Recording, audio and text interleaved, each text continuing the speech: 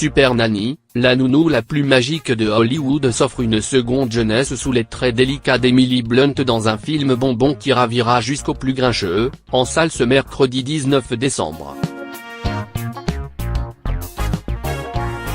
Il a un nom de blockbuster et une héroïne qui nous ramène tout droit en enfance.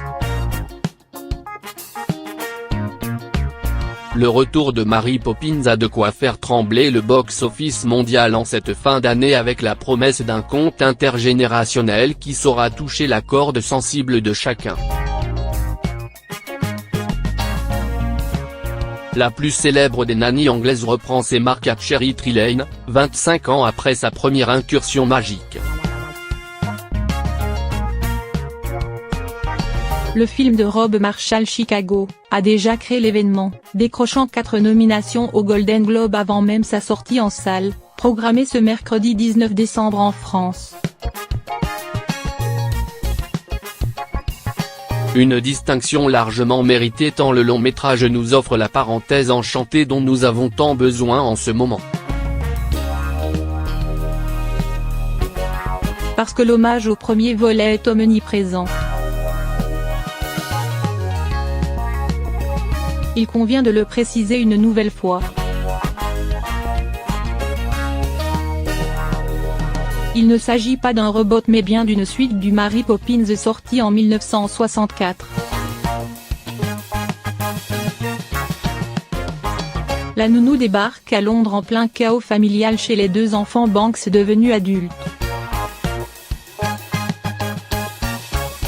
Jane et Michael, qui élèvent seuls ses jumeaux Annabelle et John et le petit dernier Georgie depuis la mort de sa femme.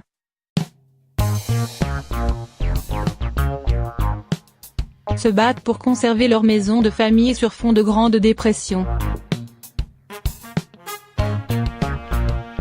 Marie arrive comme elle était repartie, accrochée à son parapluie. Les clins d'œil du film de Rob Marshall à son prédécesseur sont nombreux.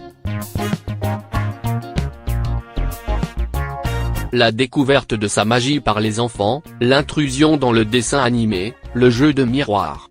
Les séquences se répondent et convoquent des souvenirs heureux aux plus âgés, tout en créant de nouveaux pour les plus jeunes. L'amiral Boom et son canon sont toujours là.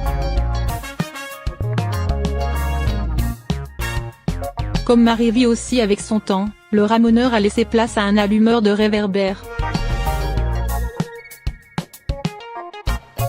Elle s'offre avec Luminomagie Fantastique un nouveau supercalifragilisticexpialidocious beaucoup plus simple à prononcer. Si Julianne Drews n'a pas souhaité participer à ce nouveau projet, son compère Dick Van Dyke fait une apparition remarquée.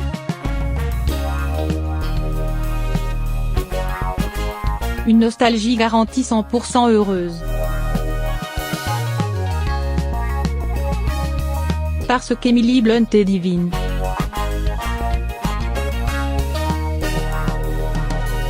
Elle apparaissait comme la digne héritière de Julianne Drews dès la bande-annonce. Emily Blunt fait encore mieux sur la longueur d'un film, qu'elle mène à la baguette de bout en bout. Sa première apparition, accrochée à son parapluie donc, lance véritablement l'ensemble après un début un peu poussif.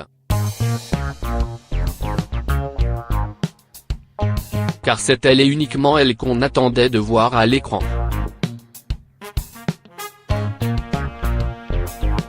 L'actrice britannique de 35 ans reprend le flambeau à merveille, donnant à sa Mary Poppins un côté un peu plus sévère qui n'est pas pour nous déplaire. Son accent saupoche fait le reste avec des répliques qui font mouche.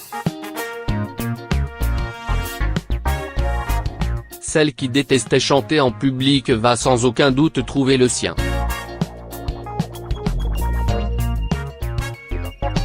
Sa voix cristalline apaise, invite au voyage vers l'imaginaire sur des morceaux tantôt doux, tantôt délurés, mais toujours pleins de poésie.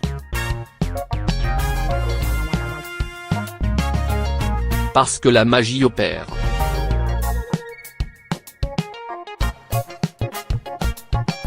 Fallait-il toucher au mythe Mary Poppins? La question a forcément dû se poser du côté de chez Disney au moment de lancer son projet de suite. Le pari est largement réussi, tant le film de Rob Marshall ouvre une parenthèse enchantée qu'on n'a pas envie de refermer. La faute à un casting 5 étoiles porté par Emily Blunt et la star de Broadway Lin-Manuel Miranda, et à une bande son féerique qui ressemble tant à celle du premier film sans l'égaler pour autant. On s'est surpris à verser quelques larmes sur Où vont les choses et à écarquiller les yeux devant A-t-on jamais vu ça? Dans une séquence subaquatique des plus réussies qui devrait donner envie aux enfants les plus réfractaires de filer au bain.